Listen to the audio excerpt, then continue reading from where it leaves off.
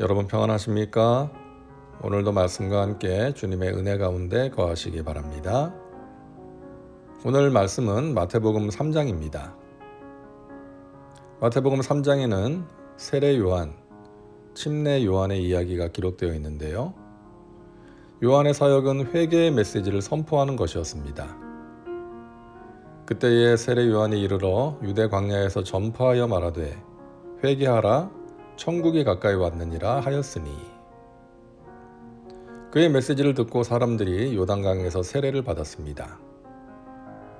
오늘은 우리가 회개에 대해서 생각해 보고자 합니다. 첫째, 회개는 천국에 들어가기 위해 필요합니다. 회개하라 천국이 가까이 왔느니라. 다시 말해서 천국 백성이 되기 위해 회개하라는 것입니다. 천국은 이 세상에서의 삶을 마치고 나면 가게 되는 곳이죠. 예수님께서 당신의 백성들을 위해 친히 예비하신 곳입니다. 천국은 이 세상의 어떤 언어로 표현될 수 없는 곳입니다. 요한계시록을 보면 천국이 각종 보석으로 치장되어 있다라고 되어 있는데, 우리 인간에게 가장 아름답고 가치 있는 것이 보석이기 때문에 그렇게 표현된 것이죠. 하지만 저 같은 사람은 보석에 별로 관심이 없기 때문에 보석으로 치장되었다는 것이 그렇게 와닿지 않습니다. 하지만 천국을 생각할 때 분명한 것은 천국은 최고의 아름다움이라는 것이죠. 이 세상과는 비교할 수 없는, 아니 우리가 상상할 수 없는 아름다움입니다. 왜 그렇습니까? 주님께서 계신 곳이고 주님께서 친히 예비하신 곳이기 때문이죠. 자, 그런 천국에 어떻게 갈 수가 있는가? 회개할 때 갈 수 있다는 것입니다. 회개는 죄를 깨닫고 돌이키는 것입니다. 그렇다면 죄는 무엇인가? 하나님과의 관계가 단절된 상태, 하나님으로부터 벗어나 있는 상태를 말합니다. 하나님을 주인 삼지 않고 내가 내 인생의 주인이 되어서 내 뜻대로 내가 원하는 대로 살아가는 것입니다. 그 죄에서 돌이키는 것이 회개입니다. 그동안 내가 내 인생의 주인 되어서 내 마음대로 살았습니다. 이제는 하나님을 나의 주인 삼고 하나님의 말씀대로 살겠습니다. 이것이 회개이고 이것이 천국의 열쇠인 것입니다.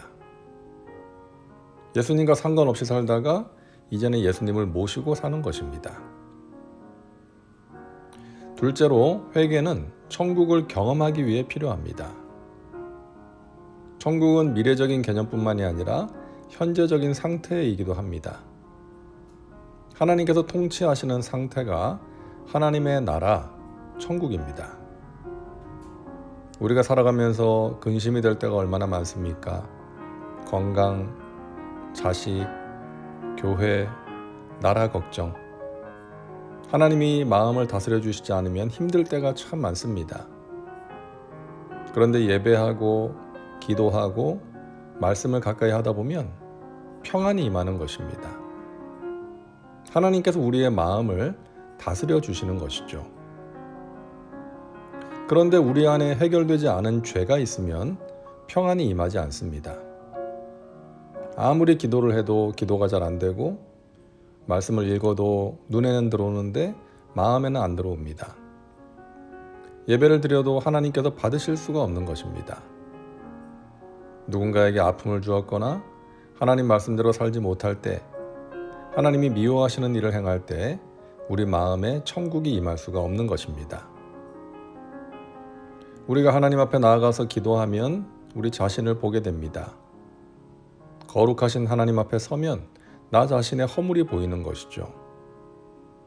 하나님 말씀을 묵상하다 보면 말씀의 거울 앞에 나 자신이 비춰지는 것입니다. 그래서 회개하게 되는 것이죠. 회개하면 마음이 평안해집니다. 천국을 경험하게 되는 것입니다. 셋째로, 회개는 합당한 열매가 따르는 것입니다. 오늘 본문을 보면 세례 요한이 독사의 자식들아 그러면서 강하게 책망한 사람들이 있는데요. 바로 바리새인들과 사두개인들이었습니다. 이들은 성경을 잘 아는 사람들입니다. 율법을 지키는 사람들입니다. 하지만 그들에게는 진정한 회개가 없었습니다. 자신들은 의롭다고 생각하면서 다른 사람들을 판단하고 정죄하기에 바빴던 것이죠. 말씀을 잘 알았지만 말씀대로 살지 않았습니다. 그래서 예수님도 그들을 향해서 외식하는 자들, 겉과 속이 다른 회칠한 무덤 같은 자들이라고 말씀하셨던 것입니다. 요한은 그들에게 회개에 합당한 열매를 맺으라고 말합니다. 너희가 나에게 와서 세례를 받는다고 천국 백성이 되는 것이 아니야. 참된 회개가 있어야 하고 그 회개에 합당한 열매가 있어야 해 라고 말한 것이죠. 삭개오가 세리장으로 백성들을 착취해서 자기 배를 불리는 삶을 살다가 예수님을 만나고 자기 죄를 깨닫게 됩니다. 그리고 어떻게 합니까? 주님, 제가 그동안 잘못 살았네요. 회개합니다. 하고 끝난 것이 아니라 재산의 절반을 가난한 자들에게 주고 남을 속여 빼앗은 것이 있다면 4배로 갚겠습니다. 그리고 다시는 그렇게 살지 않았을 것입니다. 이처럼 회개란 변화된 삶이 따르는 것입니다. 오늘도 말씀과 함께하는 우리 사랑하는 믿음의 식구들은 하나님 앞에서 진정한 회개를 통해 하나님의 나라를 경험하시고 하나님께서 베푸시는 은혜와 평강을 누리며 살아가시기를 주님의 이름으로 축복합니다. 기도합니다. 사랑과 은혜가 풍성하신 하나님, 오늘도 말씀과 함께 살게 하시니 감사합니다. 오늘은 회개에 대해서 생각해 보았습니다. 우리가 자신의 죄인됨을 깨닫고 우리 죄를 대속하신 예수님을 믿음으로 하나님의 자녀가 되었고 천국 백성이 되었습니다. 또한 이 세상을 살아가는 동안에 죄를 깨닫고 돌이킴으로써 하나님의 임재와 평안을 누리며 살게 하옵소서. 회개에 합당한 열매를 맺음으로써 주님의 기쁨이 되게 하시고 사람들에게 선한 영향을 끼치며 살게 하옵소서. 예수님의 이름으로 기도하옵나이다. 아멘. 오늘도 말씀과 함께 은혜 가운데 거하시기 바랍니다. 여러분 사랑하고 축복합니다.